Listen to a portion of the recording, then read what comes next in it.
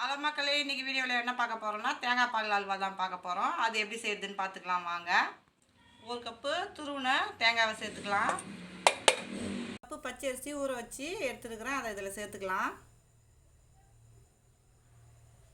தண்ணி சேர்த்து நல்லா நைஸாக அரைச்சிக்கலாம். இப்போ நல்லா நைஸாக அரைச்சாச்சு. இப்போ இதை வடிகட்டி எடுத்துக்கலாம். இந்தமாரி ஒரு ஜன்னி வச்சு வடிகட்டிக்குங்க.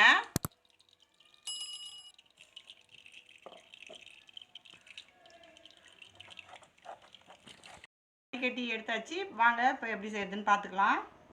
இப்போ 3/4 கப்பு நாட்டு சர்க்கரை சேர்த்துக்கலாம். கொஞ்சமாக தண்ணி சேர்த்துக்கலாம். இப்போ நமக்கு தேங்காய் பால் வந்து 1 கப்பு வந்துருக்குது. நம்ம 3/4 கப்பு நாட்டு சர்க்கரை சேர்த்துக்கிறோம். இதை நல்லா கரைச்சிக்கலாம் நம்ம, ஏன்னா கல் மண் ஏதாவது இருக்கும், அதனால தான்.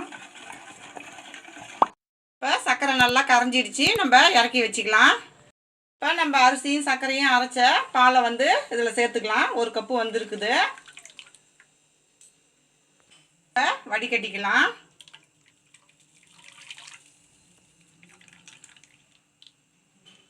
இப்போ இதை நல்லா கலந்து விட்டுக்குங்க.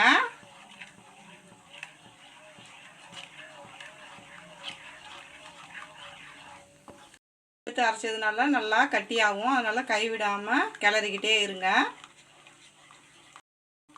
பாருங்க, கொஞ்சம் கொஞ்சமாக கட்டி கட்டியாக ஆகுது, அதனால் கை விடாமல் நல்லா கிளறிக்கிட்டே இருங்க.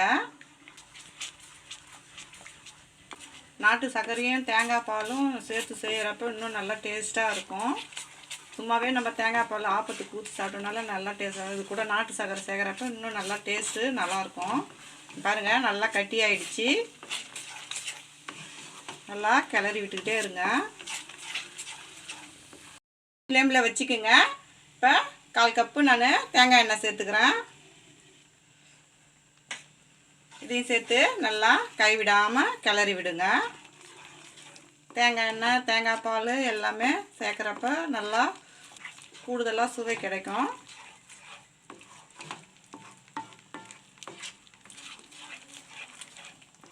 விட்டுக்கிட்டே இருங்க. நம்ம ஊற்றின தேங்காய் எண்ணெய் வந்து அப்படியே இந்த ஓரங்களில் வரும், அப்போ நம்ம வந்து கிண்ணத்தில் ஊற்றி வச்சுக்கலாம்.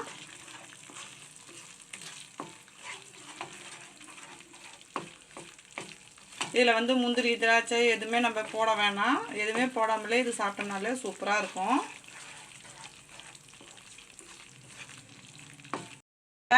அந்த நம்ம ஊற்றின தேங்காய்லாம் ஓரங்களில் எல்லாம் வந்துடுச்சு. இதுதான் பதம். நம்ம வந்து இதை கிண்ணத்தில் ஊற்றிக்கலாம். இப்போ நம்ம கிண்ணத்தில் ஊற்றிக்கலாம். இங்கே பாருங்கள் எவ்வளோ சூப்பராக மடிஞ்சு வருதுன்னு. இதுதான் நம்ம பதம். இந்த ஸ்பூனில் வந்து பின்னாடி தேங்காய் எண்ணெய் தடவி வச்சுக்கிறேன். நல்லா சமப்படுத்தி விட்டுடுங்க. 1 மணி நேரம் நல்லா ஆறட்டும், அப்புறமா நம்ம பீஸ் போட்டுக்கலாம். நல்லா ஆறிடுச்சு. இதை ஒரு பிளேட்டில் போட்டு கட் பண்ணிக்கலாம்.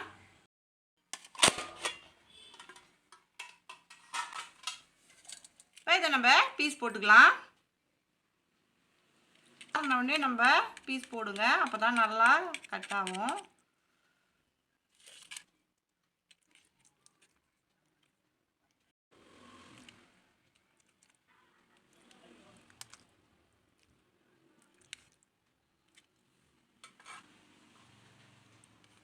இப்போ இங்கே பாருங்கள் எவ்வளோ சூப்பராக இருக்குதுன்னு. இந்த பிளேட்டுக்கு மாற்றிக்கலாம்.